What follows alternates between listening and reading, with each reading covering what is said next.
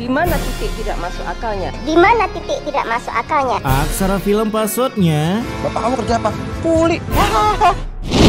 Pada di era kelahiran Optimus Prime yang dicetak di Karawang, terdapat sebuah keluarga yang beroja balik kampung akibat suaminya tak berhasil mencari kerja di kota, apalagi pengalaman terakhirnya cuma menjadi buzzer yang jasanya bisa dibeli di toko Orin. Dimana kini ia harus memulai kehidupan barunya mulai dari nol seperti isi bensin. Di sana mereka pun bertemu dengan seorang NPC yang rupanya adalah teman emak Reni. Bahkan baru aja bertemu mama NPC ini langsung menggiveaway-kan kerjaan untuk begundal babang bernama Ramdan ini sebagai kuli atau petani tinggal pilih. Sedangkan kini mereka untungnya mendapatkan tumpangan rumah hasil hadiah tarik tambang dari Willy Sublim. Meskipun ujung-ujungnya pemenang diundi melalui lempar dadu. Beberapa bulan tinggal di kampung Sukamakmur, meski beberapa warganya kagak makmur, Ramdan pun terlihat frustasi karena gajinya harian serta outfitnya begitu simpel, padahal Ramdan ngarepnya kerja dengan outfit setelan PNS. Tapi kebetulan kemarin saat pembukaan beli materai elektronik pun sampai ngantri, anjing. Di sana para warga terlihat heran ketika melihat traktor yang dibeli oleh juragannya, yang konon mesin ini bisa berubah menjadi desep kintil sewaktu-waktu. Alat baru yang dipesan juragan dari kota baru nyampe. Mahal, Mas. Di sini petani-petani jarang ada yang pakai alat kayak gini, mahal. Anjas, gitu aja heboh anjing. Malam harinya Ramdan pun menelpon temannya pura-pura kalau ia pindah kampung karena ikutan acara tukar nasi, padahal hasilnya acara anak pinggiran. Di tengah percakapan mereka, Ramdan pun menanyakan berapa harga traktor bermerek Decepticon yang dibeli oleh bosnya dan mengetahui harganya di atas 60 juta. Wah, lumayan tuh kalau dipakai depo, begitulah dalam hati Ramdan. Dan keesokan harinya Ramdan pun mencari momen yang pas, dimana ketika salah satu builder pengendali traktor ini memakai traktornya dan tiba-tiba cakrakannya habis, Ramdan pun langsung diam-diam ngemaling traktor tersebut dengan memasukkannya ke sebuah carry. Ngemaling traktor di siang bolong. Gimana ceritanya, Sat? Dari belakang datanglah bosnya yang bisa-bisanya kagak curiga, dikarenakan sebuah teriakan builder lain menjerit yang membuat bosnya langsung ke TKP dan terbagongkannya lah ia. Ketika ia tahu traktor yang baru aja dibeli kemarin udah sold out dirampok oleh maling. Begal pun sungkem sama Ramdan bisa ngemaling traktor di siang bolong. Di sisi lain Ramdan pun udah OTW kota untuk menjual traktornya sekalian hasil kebun bosnya. Lalu saat malam hari begitu gacornya Ramdan pulang dengan membawa yang merah-merah mengeluarkannya seperti kartu remi. Kalau kayak gini terus nih, gua bisa lebih kaya daripada yang punya kebun. Masalahnya, mana bisa tiap hari ngemaling traktor anjing? Keesokan harinya builder bernama Dadang pun kini harus menjadi anak pinggiran karena untuk mengganti mesin traktor bosnya ia sampai menjual rumahnya padahal bisa pergi ke dukun, istri suruh jaga lilin, Dadang OTW ngepet.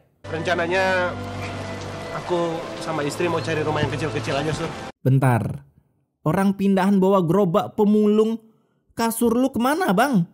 Itu jual rumah sekalian isinya anjing. Di sana Dadang pun bilang kalau ia ingin beli sawah dari hasil kembalian penjualan rumahnya. Alhasil mendengar itu Ramdan auto melet-melet yang artinya sudah pasti uangnya Dadang mau dicuri cuy. Hari itu juga Ramdan mulai mengintai rumah Dadang di mana lokasinya dan di malam hari Ramdan mulai beraksi dengan izinnya menjebol pintu keamanan seperti sistem pemerintah. Asik. Dimana setelah dapat uang, Ramdan langsung kabur dengan kecepatan super dedenya, bahkan berhasil bersembunyi dari kejaran para minion yang lagi ngeronda karena minion ini begitu gobloknya. Malam-malam kalau larian kayak gini, kita lagi ngejar rampok. Makanya bang, minimal kalau ngejar rampok, hafalin outfitnya lah Sat. Beruntung salah satu NPC berhasil mencurigai Ramdan yang pakai baju double, tapi seketika otaknya kembali kumat menjadi goblok dan tolol ketika Ramdan beralasan kalau lagi kedinginan. Kalau dingin pakai jaket bang, bukan baju double. Buset dah, masa yang gini-gini harus diajarin? Setelah berhasil ngemaling, kini Ramdan check out sebuah motor racing bertenaga uap dan langsung ngedrip untuk pamer di depan istrinya. Biasain aja bang, motor hasil GB dosa. Melihat motor berspek 1000 HP itu modal bedal knalpot, istrinya auto bagong di mana Ramdan dapat uang padahal gaji pas-pasan, beli kopi aja masih pakai pay letter. Tapi kok aku nggak tahu ya mas masalah tabungan kamu. Namun merasa udah ke pojok, Ramdan langsung masuk untuk mengalihkan ceramah istrinya. Ya biasalah, laki-laki kalau kalah ngomong ya gini. Nah keesokan harinya Ramdan pun langsung pamer. Hebat banget ya udah beli motor baru. Tahun berapa? Coba ini pada heran lihat orang punya motor. Apalagi ketika mengeber motornya di depan bosnya, si bos jadi pangling sambil berkata dalam hati, ini kayaan Ramdan daripada gua cuy. Dan tanpa curiga bosnya salut dengan Ramdan yang saat kerja di kota bisa menabung pakai beli motor Beat ember. Kemudian dari kejauhan datanglah Dadang yang minta info loker lagi ke bosnya, padahal kemarin udah sombong mau resign. Tapi karena uangnya udah dimaling, kini Dadang ingin lamar kerja lagi meskipun ujung-ujungnya tak diterima. Namun ketika Ramdan datang, ia pun membujuk bosnya agar Dadang bisa keterima lagi dengan cara, ya, caper. Surya, kamu benar-benar orang yang baik. Saya bangga dengan kamu. Itu dia capernya cuy. Nggak di kantoran, nggak di pertanian, saling jilat anjing. Di siang harinya saat Ramdan mengangkat hasil perpupukan campuran kambing Bapomet dengan Lucifer, ia pun kaget melihat harga pupuknya yang mahal dan timbullah rasa ingin menjual pupuk itu secara diam-diam. Apapun bisa jadi uang kalau dengan cara ngemaling cuy. Di sana Ramdan pun kong kali kong dengan supir perpupukannya. Gimana kalau pupuk ini kita ambil sebagian, terus kita jual sendiri? Tapi percakapan mereka berhasil didengar oleh Dadang ketika Ramdan bilang pengalamannya dalam mencuri begitu GG. Ia pernah mencuri traktor di siang hari dan juga pernah mencuri dalaman gadis-gadis kampung di malam hari. Lah, sundel bolong dong. Dimana setelah berhasil menguping, Dadang yang panik, ia tak sengaja menabrak para builder kampung sehingga ia langsung melaporkan hasil pengupingannya. Karena nanti malam di desa kita ini bakal ada perampokan. Pak Dadang tahu dari siapa? Dari perampoknya? Sat, joges bapak-bapak udah mulai lucu cuy. Di sana Dadang juga menyuruh para builder ini bersiap di gudang milik si Juragan untuk baku hantam dengan maling. Dan ketika hari berganti warna, Ramdan pun udah bersiap bersama supir perpupukannya untuk menilai pupuk Juragan.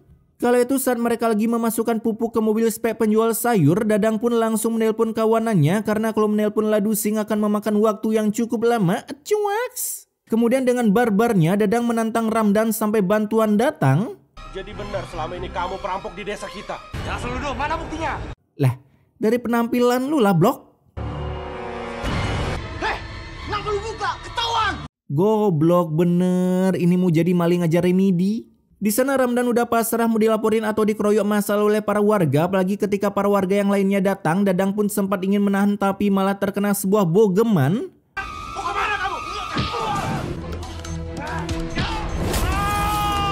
Yang berujung Dadang harus kejeduk sebuah batu dan pastinya langsung wasted. Sedangkan Ramdan berhasil kabur karena para NPC ini begitu kagak guna. Pak Dadang sudah meninggal dunia, Pak. Udah tahu ada maling bisa-bisanya datang telat terus kagak buru-buru kan anjing banget. Keesokan harinya pengkafanan Dadang pun dilaksanakan dengan para NPC yang datang, termasuk si Ramdan juga datang dengan ceritanya padahal mau ngajak Dadang nongki sambil ngopi, tahu-taunya istri Dadang membuat story rest in peace Dadang. Makanya ia kesini sedikit telat sampai menahan yang udah di ujung. Begitu juga dengan bos mereka yang datang untuk memuji cerita Ramdan yang begitu effort. Subhanallah, kamu benar-benar warga teladan, Surya. Teladan, telat datang. Karena kejadian ini yang udah mendefeatkan salah satu warga demi mencegah tahya maling, ketika pengajian dilakukan, Pak Ustadz pun memberi tutur untuk memperketat keamanan kampung akibat kegelisahan warga yang takut pendeletan warga kembali terjadi, terutama untuk bapak-bapak ormas rasa jeruk, perbanyak ngeronda, jangan asik mabar biji mobil apalagi spil cewek di micet, karena akan rugi bayar uang keamanan jika kampung masih tak aman. Dua kata lucu cuy, uang keamanan. Nah, penceraman tersebut pun diuping oleh Ramdan yang lagi bolos ikut pengajian, sedangkan di rumah istri Ramdan juga sama lagi bolos, lebih enak tiktokan daripada ngaji, begitulah isi hati beliau. Sampai ia pun tak sengaja menemukan tas yang di dalamnya ada kostum hayam maling berupa kupluk full face dan juga uang berjuta-juta. Alhasil ketika Ramdan datang, ia pun terpaksa mengaku kalau job freelance-nya selama ini menjadi maling dan dari hasil maling ia bisa membeli motor Beat ember berkecepatan cahaya ilahi serta makanan untuk mereka makan. Salah satu job freelance jika polisi belum tercipta cuy. Ya contohnya di sini. Keesokan harinya Ramdan pun mulai ngeluh tentang jobnya. Kalau kamu mau kaya, pasti kamu tuh kerja keras. Anjas, zaman sekarang kerja keras, jual warisan bapaknya lah terus nyalak, win-win solution. Tak berselang lama datanglah si bos yang ngabarin kalau telah terjadi kemalingan lagi kemarin malam. Tapi mereka disuruh jangan khawatir sebab dengan gobloknya si Juragan malah bilang kalau ia udah memasang perangkap untuk menangkap maling. Ia membuat Ramdan full senyum dengan lebih berhati-hati lagi jika sedang ngemaling. Polos bener dah si Juragan. Niat nangkep maling tapi malah koar-koar. Nah, di malam harinya Ramdan pun mulai beraksi melewati berbagai macam jebakan yang udah dibuat oleh bosnya sendiri hanya demi bisa menilai beberapa pupuk untuk dijual.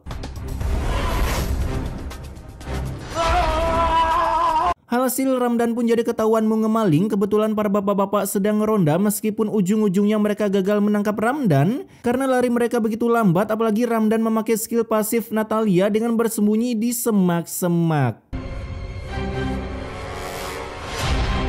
Anjas, bener-bener skill pasif Natalia cuy. Setelah berhasil kabur dari kejaran warga, Ramdan pun mulai kena kutukan di seluruh badannya yang membuatnya kepanasan, apalagi di lehernya seperti lagi terkena panas dalam.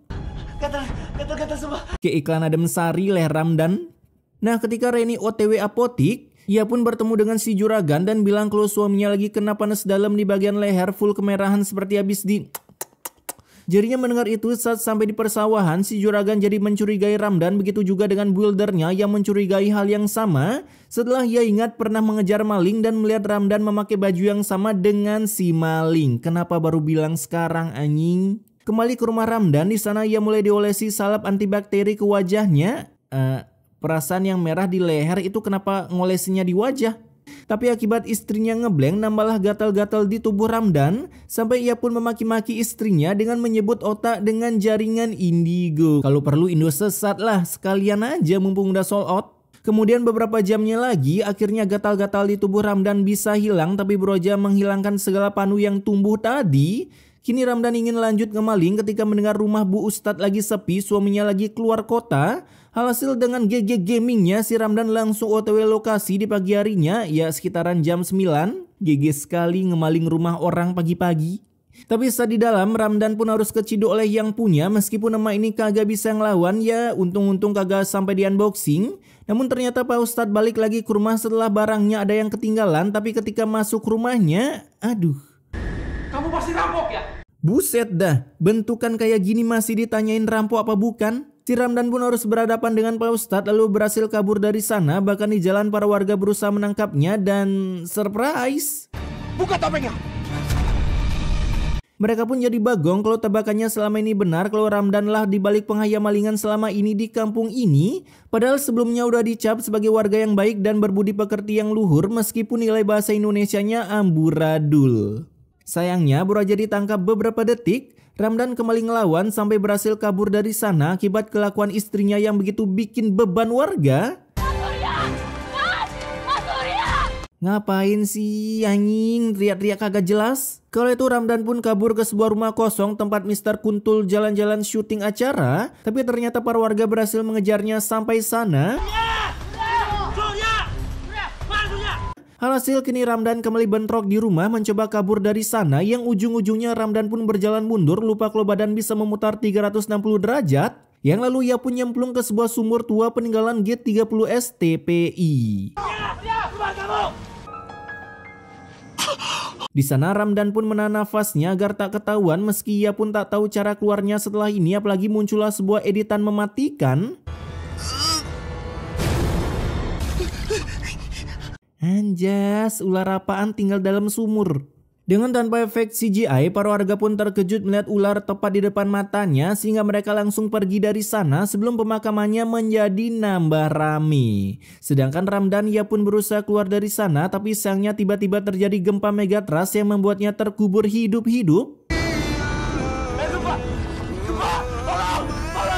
Kemudian tak berselang lama datanglah pemulung yang berusaha mengakuisisi rumah peninggalan Belanda tersebut. Ia pun tak sengaja melihat tangan di sumur sehingga cangkemnya langsung meminta lontong ke para warga yang lagi mencari Ramdan. Tapi anehnya bukannya bergegas OTW ke TKP, mereka malah mengulur waktu sampai hari berganti malam yang entah apa itu tujuannya. Dikasih penerangan gratis malah effort bawa obor.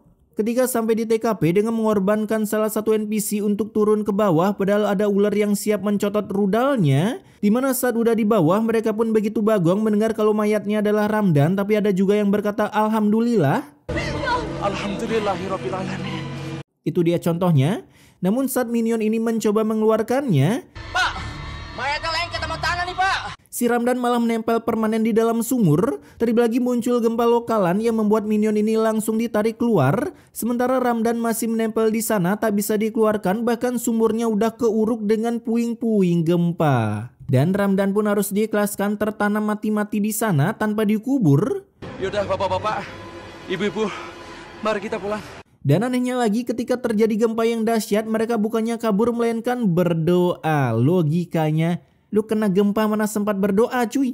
Gua bukannya kagak percaya kekuatan Tuhan ya. Cuman semisal ada tsunami di depan lu terus lu berdoa. Aduh. Airnya kagak mungkin kebelah jadi dua anjing. Lu kira lu spek Nabi Musa?